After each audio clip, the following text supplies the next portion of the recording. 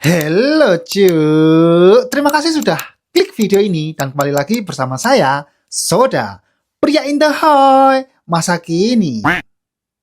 Sebelum masuk ke kasus kali ini, jangan lupa subscribe dan nyalakan loncengnya ya. Karena masih banyak cerita gelap yang belum kita bahas dan sayang kalau kamu sampai ketinggalan. Subscribe sekarang. Oke. Jadi kasus kali ini bukan sekedar horor karena hantu, tapi ngeri karena nyata cuy. Di pagi hari biasa, di rumah yang sangat tenang, dan ada secangkir kopi hangat yang siap seruput. Suasananya pun damai, kayak iklan keluarga bahagia. Terus beberapa jam kemudian, satu nyawa pelajar MTS hilang. Lah, kok bisa? Dan yang bikin lebih nyesek lagi cuy. Pelakunya itu bukan orang jauh, juga bukan orang asing, apalagi orang random. Tapi tetangganya sendiri. Dan jreng. Lah, ada apa ini? Oke, yuk langsung saja kita masuk ke kasus kopi sianida maut ini. Check it out! Nah, seperti biasa, kita kenalan dulu dengan orang-orang yang terlibat ya. Jadi, korbannya yang malang itu bernama Muhammad Rizky Saputra. Umurnya sih baru 14 tahun, seorang pelajar MTS. Anaknya juga pendiam, lebih sering di rumah nggak neko-neko. Juga bukan anak nakal lagi. Apalagi pembuat masalah. Pagi itu niatnya Rizky sih simpel, bangun tidur, sarapan, dan lanjut sekolah cuy. Lalu pelakunya bernama Ayu Vindi Antika. Usianya sih sekitar 26 tahun. Dia tinggal nggak jauh dari rumah keluarga korban. Bahkan dia sering datang buat ngobrol dan dianggap orang yang baik cuy. Ternyata hubungan mereka bukan musuhan loh. Nggak ada ribut. Gak pernah juga terlihat ada konflik. Justru karena terlalu deket, semua orang jadi lengah cuy. Masalahnya gak muncul dengan tiba-tiba. Prosesnya sih pelan-pelan. Jadi gini, beberapa waktu sebelumnya, keluarga korban mulai merasa kalau ada barang-barang yang hilang. Awalnya sih dikira sepele, mungkin salah naruh atau lumah naruh aja. Tapi yang bikin aneh, kejadian itu terulang lagi, lalu terulang lagi, dan terus terulang lagi.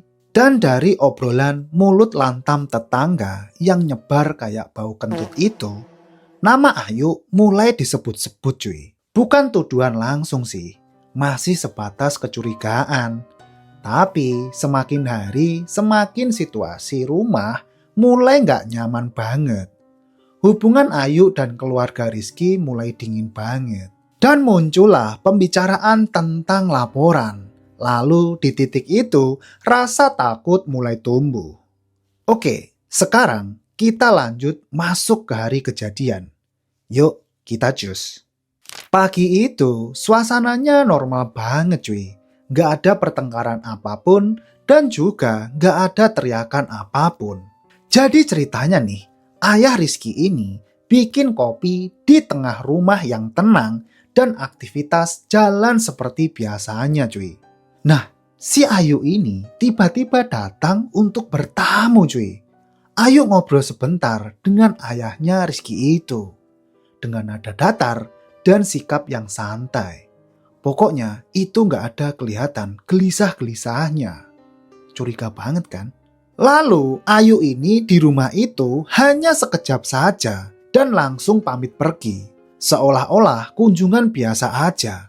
Padahal itu jadi kunjungan terakhir yang mengubah segalanya. Beberapa waktu setelah itu, Rizky datang ke ruang tamu. Dan Rizky ini minum kopi yang ada di meja itu tanpa ada rasa curiga maupun tanpa ada rasa yang aneh cuy. Nah, gak lama kemudian kondisinya itu berubah. Tubuhnya melemah, responnya juga menurun. Melihat itu, keluarganya langsung panik dong. Langsung deh, suasana rumah yang tadinya tenang berubah jadi kacau balau cuy. Orang-orang pada bingung, gak ngerti harus ngapain lagi. Aduh pak, Aduh Bu, Rizky kenapa ini? sambil pada nangis khawatir. Di situ, Rizky ini sempat dibawa ke rumah sakit untuk dapat pertolongan. Tapi waktunya nggak berpihak cuy. Dan di pagi itu berubah jadi hari duka. Waktu kabar itu menyebar, banyak orang mengira itu hanya sakit biasa aja atau musibah mendadak dan hanya takdir semata. Tapi nih, untungnya pihak keluarga ini ngerasa ada yang beda cuy. Perubahannya cepet banget. Kejadian terasa ganjil. Waktunya juga terlalu singkat.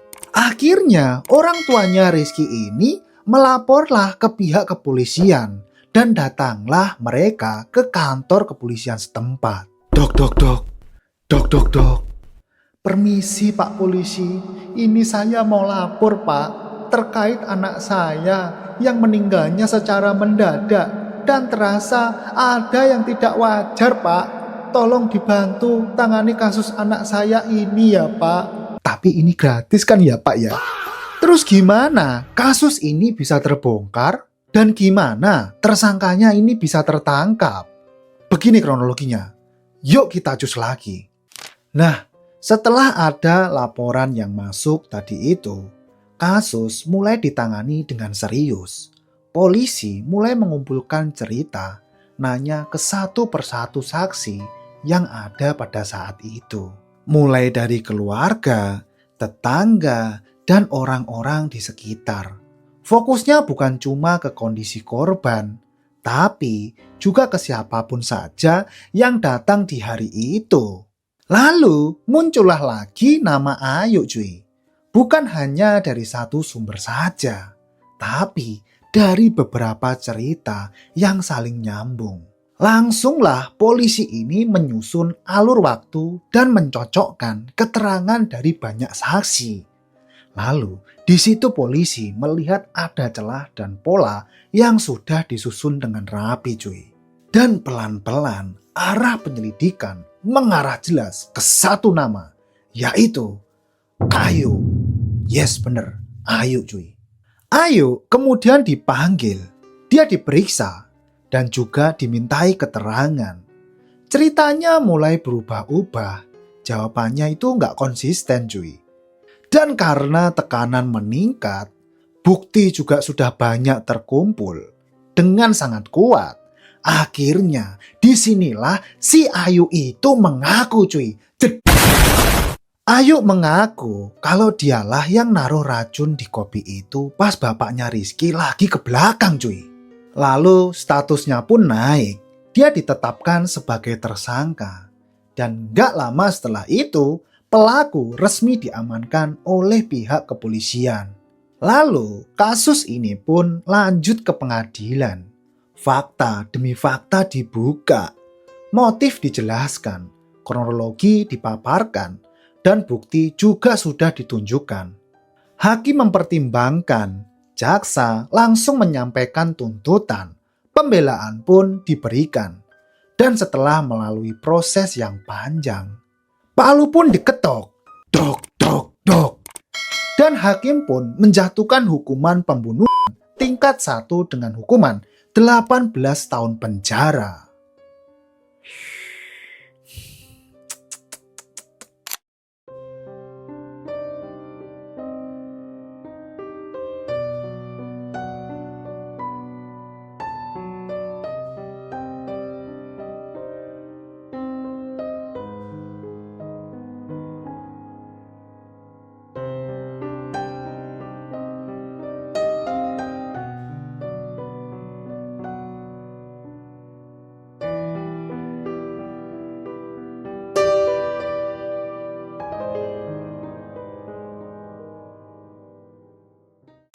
Itu hukuman yang bukan sebentar dan tetap gak bisa mengganti satu nyawa yang sudah pergi cuy.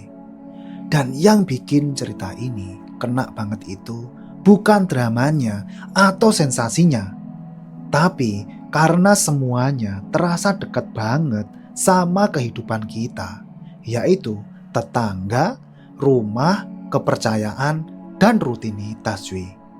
Hal-hal yang harusnya aman justru berubah jadi sumber luka yang paling dalam. Sekarang pertanyaannya gini ya, kenapa sih kasus kayak gini itu tuh bisa kejadian? Apakah karena kepercayaan yang dikasih tanpa batas? Atau karena ada orang terlihat baik di luar, tapi isi pikirannya gak ada yang tahu?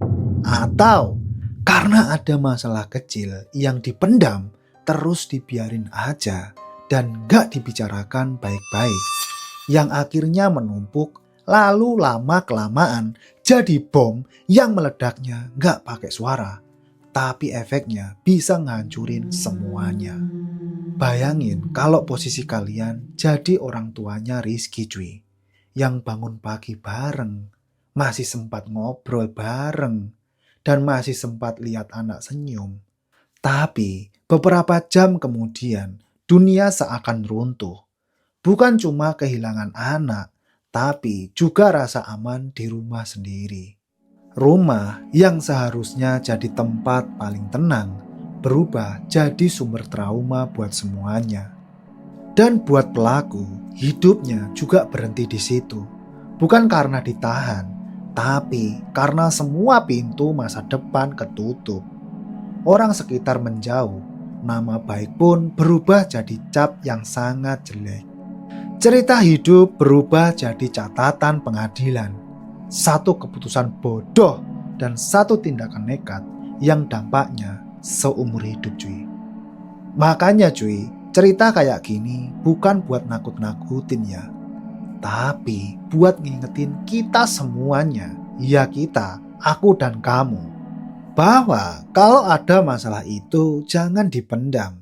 Kalau ada curiga juga langsung dibicarakan. Kalau mulai gak nyaman, jaga jarak aja cuy. Karena emosi sesaat itu bisa ngerusak banyak masa depan. So, bagaimana pendapat kalian tentang kasus ini? Apakah pantas Ayu dihukum 18 tahun penjara saja? Atau layakkah Ayu dapat hukuman seumur hidup? Atau ini adalah kesalahan keluarga dan mulut lantam para tetangga? Tulis di kolom komentar ya, kita diskusikan di bawah.